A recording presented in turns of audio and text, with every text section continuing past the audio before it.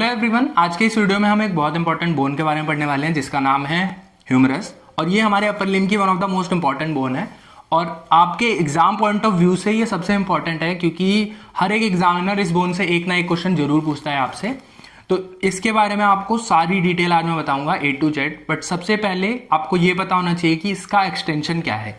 कुछ ऐसी छोटी छोटी डिटेल्स हैं जो हम मिस कर जाते हैं और उस टाइम पे heat of the moment of viva में हमें उसके आंसर याद नहीं आते। जैसे इसका एक्सटेंशन बहुत ही सिंपल है कि ये शोल्डर जॉइंट से एल्बो जॉइंट तक एक्सटेंड करती है। बच्चे ये नहीं बता पाते जब वाइवा में उनसे पूछा जाता है, तो आपको ये बहुत अच्छे से याद रखना है कि शोल्डर जॉइंट से एल्बो जॉइंट तक इसका एक्सटेंशन है। देन अब आपको देखना है कि इसका साइड कौन सा है। साइड डिटर्मिनेशन सबसे पहला स्टेप होता है जब भी आप कोई बोन का इंट्रोडक्शन देते हो वाइवा के टाइम पे अपने एग्जामिनर को। अगर आपने साइड सही से डिटरमाइन कर ली, इसका मतलब आपको बोन के बारे में आधी से ज्यादा चीजें पता है। ये एग्जामिनर का व्यू होता है, पॉइंट ऑफ व्यू आपके लिए, अगर आपने साइड सही डिटरमाइन कर ली तो इसका साइड डिटर्मिनेशन बहुत ही आसान है। ये one of the most simplest होता है साइड डिटर्मिनेशन ऑफ ह्यूमरस। देखो इसमें ना सबसे इंपॉर्टेंट ये ऊपर वाला लैंडमार्क है जिसको हम बोलते हैं हेड। ह्यूमरस का जो ये हेड है ये स्कैपुला के साथ मिलकर शोल्डर जॉइंट का फॉर्मेशन करता है। तो ये जो हेड है ये हमेशा अपवर्ड रहेगा और मीडियली रहेगा। ये बात आपको ध्यान रखनी है। अगर आपने सिर्फ इतनी सी बात ध्यान रख ली तो जैसे ही आपने हेड को अपवर्ड और मीडियली करा तो फिर आपकी साइड डिटरमाइन हो गई। बट दूसरा जो लैंडमार्क है वो ये है, यहां पे आप देखोगे कि ये एक फोसा है। यहाँ पीछे की तरफ पोस्टीरियर साइड ऑफ ह्यूमरस में एक फोसा होता है जिसको हम ओलेक्रेनॉन फोसा कहते हैं। ये हमेशा पोस्टीरियर रहेगा। तो हेड जो है वो अपवर्ड और मीडियली रहेगा, ओलेक्रेनॉन फोसा जो है वो पोस्टीरियर रहेगा और वो नीचे की तरफ रहेगा, डाउनवर्ड साइड में रहेगा। ठीक है, तो जैसे ही आपने ऐसे किया तो ये लेफ्ट साइड की ह्यूमरस बिल्कुल डिटरमाइन हो गई कि ये लेफ्ट साइड की ह्यूमरस है और ये इस तरीके से एक स्कैपुला में जुड़ के शोल्डर जॉइंट का फॉर्मेशन करती है। ठीक है, अब साइड डिटरमाइन हो गई तो अब आपको समझना है कि ह्यूमरस के 3 पार्ट्स होते हैं। नेक्स्ट स्टेप जो है ह्यूमरस का वो है इसके पार्ट समझना। अपर पार्ट जो कि हेड और ट्यूबरकल्स होते हैं यहाँ पे, उनसे बना होता है। शाफ्ट जिसके भी 2 पार्ट होते हैं। ऊपर वाला पार्ट जो होता है वो सिलेंड्रिकल होता है और नीचे वाला पार्ट ट्रायंगुलर होता है।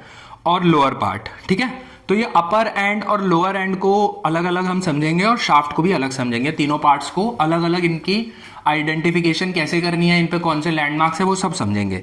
तो ऊपर से शुरू करते हैं। जो हेड है ये राउंडेड स्ट्रक्चर है और इसी को हम हेड ऑफ ह्यूमरस बोलते हैं।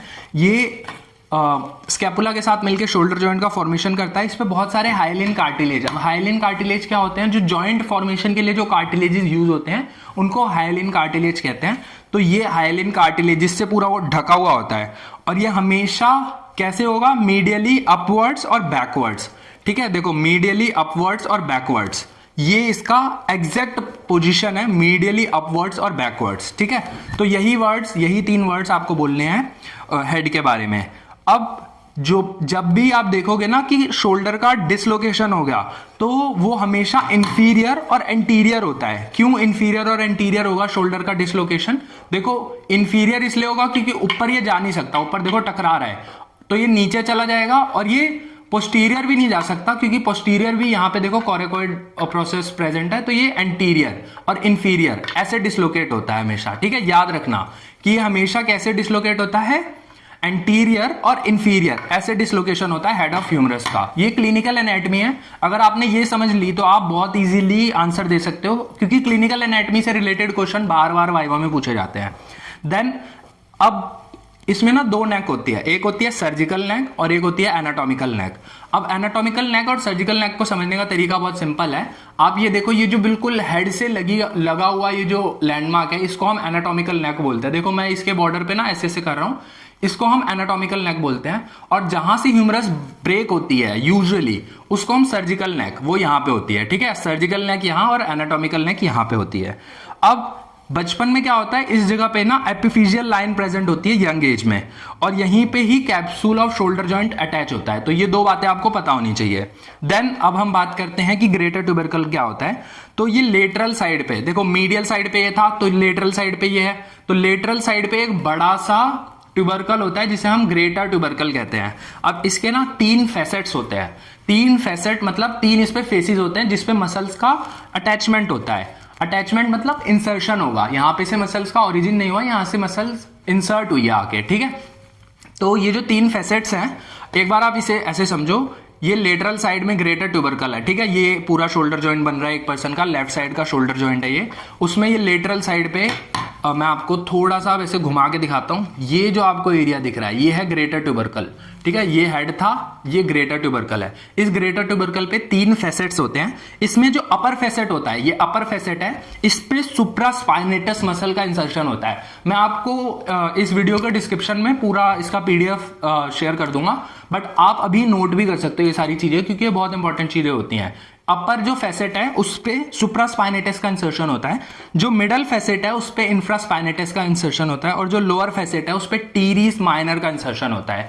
तो ये 3 मसल आपको पता होनी चाहिए। इसे आप ऐसे भी याद रख सकते हो कि ग्रेटर ट्यूबरकल पे एसआईटी होता है, सिट होता है, ठीक है। सुप्रास्पाइनेटस, इंफ्रास्पाइनेटस और टीरीस माइनर, ठीक है। माइनर जो बोलना बहुत जरूरी है।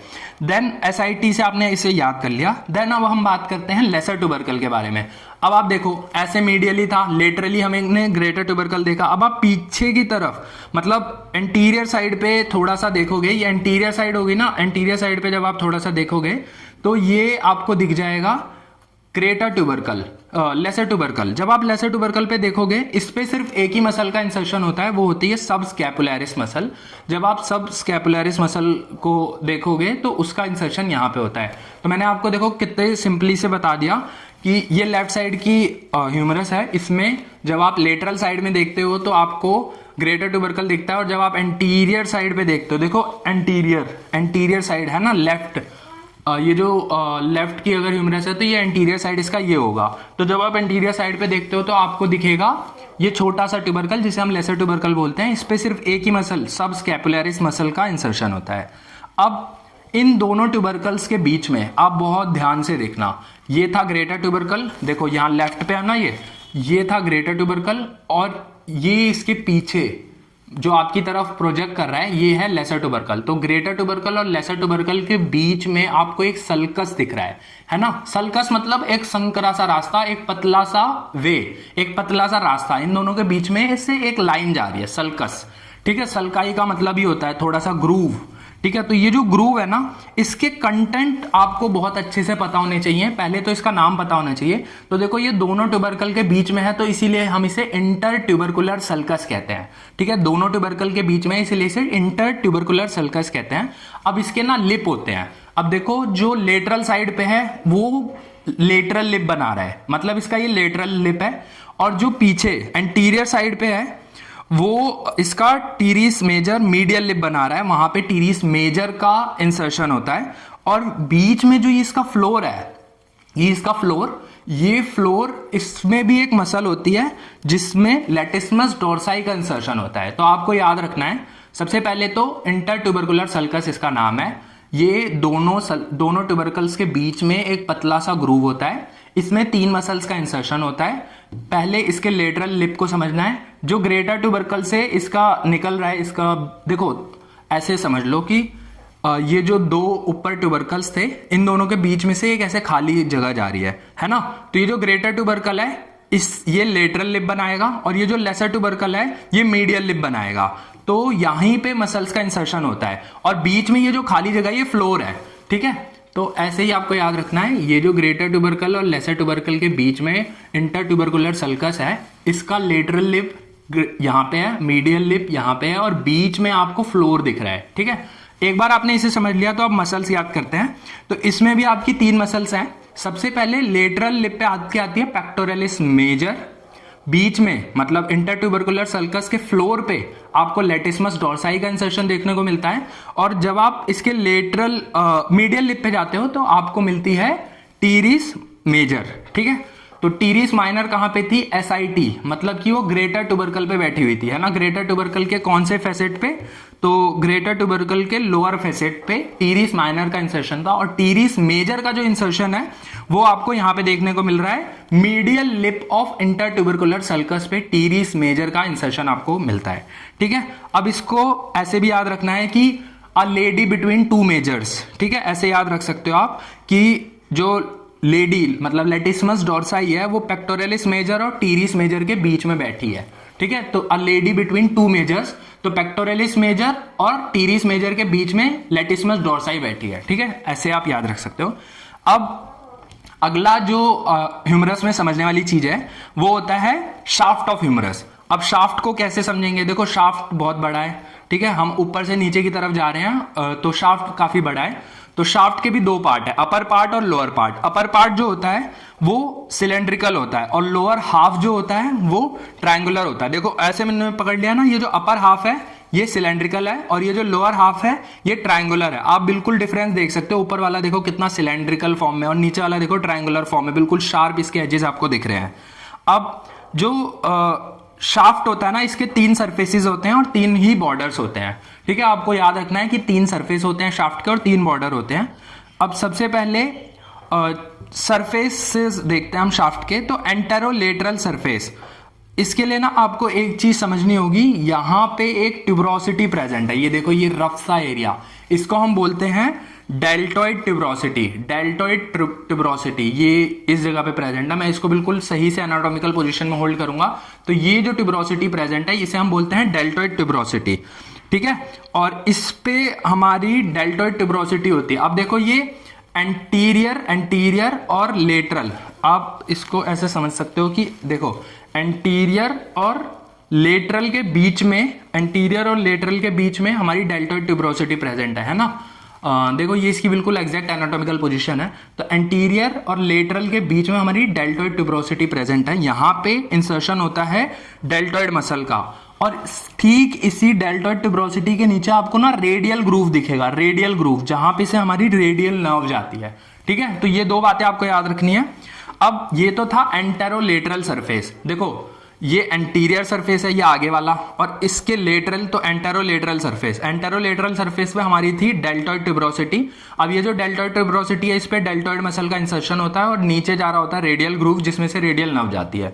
ये हो गया एंटेरोलेटरल सरफेस। अब आते हैं एंटेरोमीडियल सरफेस। ये जो एंटेरोमीडियल सरफेस होता है, एंटेरोमीडियल, देखो ये मैंने बिल्कुल एग्जैक्ट एनाटॉमिकल पोजीशन में पकड़ रखी है। तो ये एंटीरियर साइड है और ये मीडियल साइड है। तो एंटेरोमीडियल जो सरफेस है जिसको मैं अभी टच कर रहा हूं, यहां पे से आपका ओरिजिन होता है कोरेकोब्रेकियालिस मसल का, और ब्रेकियालिस मसल के मेजर पार्ट का ओरिजिन होता है। ये 2 बातें आपको याद रखनी है, कोरेकोब्रेकियालिस और ब्रेकियालिस मसल, इन 2 का ओरिजिन होता है।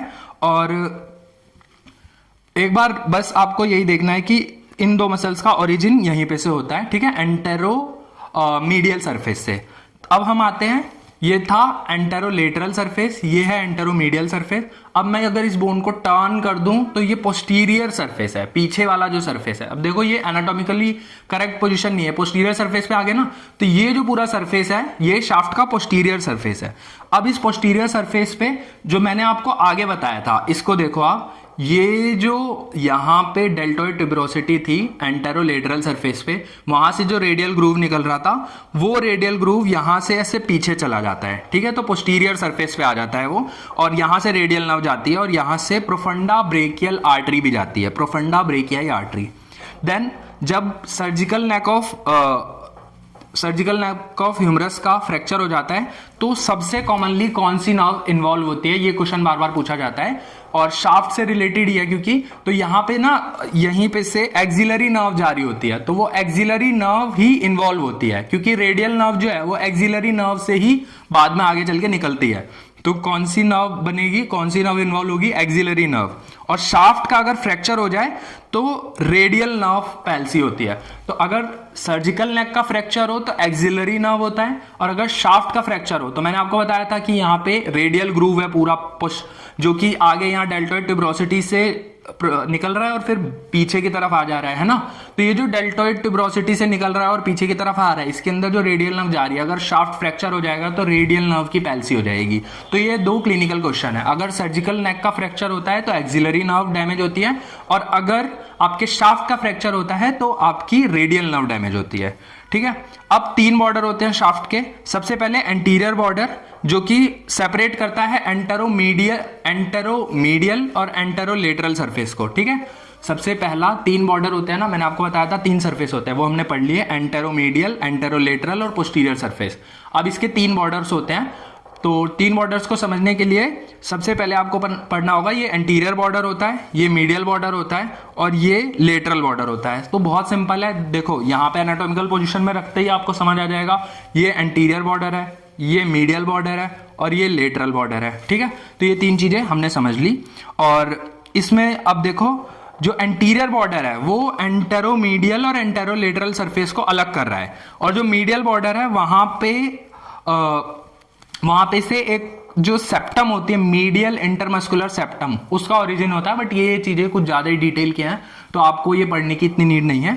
और जो लेटरल बॉर्डर है वहां से लेटरल इंटरमस्कुलर सेप्टम का ओरिजिन होता है। बस ये 2 बातें याद रख लेना कि वंस इन अ वाइल कभी पूछ लिया, आपने बहुत ही अच्छा बता दिया तो आपसे ये सवाल पूछ लिया तो आप बता सको। ठीक है, अब अगला जो हमारा चीज आता है, देखो हमने हेड कवर कर लिया, हमने शाफ्ट कवर कर लिया, अब सबसे इंपॉर्टेंट नीचे वाला पार्ट बचा है लोअर एंड। तो लोअर एंड में देखो 2 कॉन्डाइल्स होते हैं, 2 कॉन्डाइल्स। अब देखो मैंने इसको एनाटॉमिकल पोजीशन में पकड़ रखा है, तो ये लेटरल कॉन्डाइल है और ये मीडियल कॉन्डाइल है। इसको पहचानने का एक और तरीका है, जो मीडियल कॉन्डाइल है इसके ऊपर एक एपिकॉन्डाइल होता है और लेटरल के ऊपर भी होता है, बट मीडियल एपिकॉन्डाइल ज्यादा निकला हुआ होता है। देखो ये कितना ज्यादा निकला हुआ है ना, तो ये मीडियल एपिकॉन्डाइल है। अब ये जो मीडियल एपिकॉन्डाइल है और लेटरल एपिकॉन्डाइल है, और ये जो कॉन्डाइल्स हैं, इन कॉन्डाइल्स के ना नाम है। अब इनके नाम है ऐसे, ये देखो बिल्कुल गोल सा है ना, तो कैपिटुलम कहते हैं इसे। ये लेटरल साइड में है, गोल सा है, और ये रेडियस के साथ आर्टिकुलेट करता है। मैं आपको किसी एक वीडियो में इनके आर्टिकुलेशन बना के दिखाऊंगा। तो ये रेडियस के साथ आर्टिकुलेट करता है लेटरल वाला, इसे हम कैपिटुलम कहते हैं। और ये वाला जो है ये अल्ना के साथ आर्टिकुलेट करता है, इसको हम बोलते हैं ट्रोक्लिया। ठीक है, तो ये 2 बातें आपको पता होनी चाहिए। तो हम देखते हैं कि कैसे जो अल्ना होती है वो इसके साथ जुड़ती है। तो अल्ना आप देखोगे ऐसे इसके साथ जुड़ रही है, यहाँ पे जो ट्रोक्लियर प्रोसेस है या ट्रोक्लियर कॉन्डाइल है इसके साथ जुड़ती है।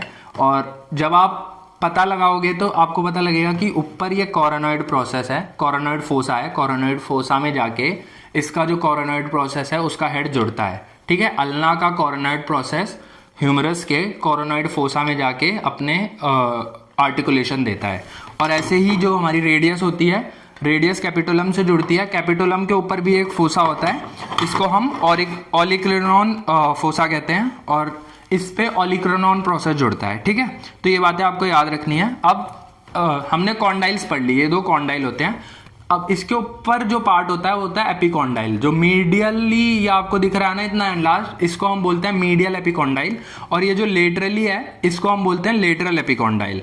अब मीडियल एपिकॉन्डाइल होता है, इसमें से फ्लेक्सर मसल्स का ओरिजिन होता है। याद रखना, फ्लेक्सर मसल्स का ओरिजिन मीडियल एपिकॉन्डाइल से होता है। फ्लेक्सर मसल्स के कुछ नाम बता देता हूं, 1-2 अगर कोई पूछ ले तो। Pronator teres, flexor carpi ulnaris, palmaris longus, flexor carpi radialis. तो देखो ये 4 आर्म्स की जो फ्लेक्सर्स है ना, इनका ओरिजिन यहां से हो रहा है। ठीक है, मीडियल एपिकॉन्डाइल से। और अगला जो है लेटरल एपिकॉन्डाइल, यहां पे से एक्सटेंसर मसल्स का ओरिजिन होता है। तो ये वाली जो मसल्स हैं जो एल्बो के एक्सटेंशन में हेल्प कर रही हैं, इनका ओरिजिन कहां से हो रहा है? लेटरल एपिकॉन्डाइल से। ठीक है, तो ये आपको बातें याद रखनी है। अब एक इंपॉर्टेंट क्लिनिकल टिप और दे देता हूं कि अगर मीडियल एपिकॉन्डाइल पे पेन होता है तो उसे हम बोलते हैं गोल्फर्स एल्बो। मीडियल एपिकॉन्डाइल पे पेन गोल्फर एल्बो बोला जाता है, और लेटरल एपिकॉन्डाइल पे पेन होता है तो उसको हम बोलते हैं टेनिस एल्बो। ये 2 क्वेश्चन बहुत बार पूछे जाते हैं कि गोल्फर एल्बो क्या होती है, बच्चे नहीं बता पाते। तो मीडियल एपिकॉन्डाइल पे पेन उसको हम बोलते हैं गोल्फर्स एल्बो, और लेटरल एपिकॉन्डाइल पे पेन उसको हम बोलते हैं टेनिस एल्बो। ठीक है, तो ये 2 बातें आपको याद रखनी है। और ये था पूरा ह्यूमरस के बारे में, जितनी भी इंपॉर्टेंट चीजें हैं वो मैंने आपको सारी बता दी हैं। और 1-2 चीजें जो रह गई होंगी वो भी मैं कोशिश करूंगा कि अगला एक पार्ट बना के इस वीडियो को कंप्लीट कर दूं। और ह्यूमरस के बारे में वैसे जितनी भी डिटेल थी, अगर आपने इतने आंसर बता दिए ना अपने वाइवा में, तो आपको पक्का अच्छे मार्क्स मिल जाएंगे। So this was all about humerus. मिलते हैं नेक्स्ट वीडियो में किसी दूसरी बोन के साथ, तब तक के लिए बाय बाय।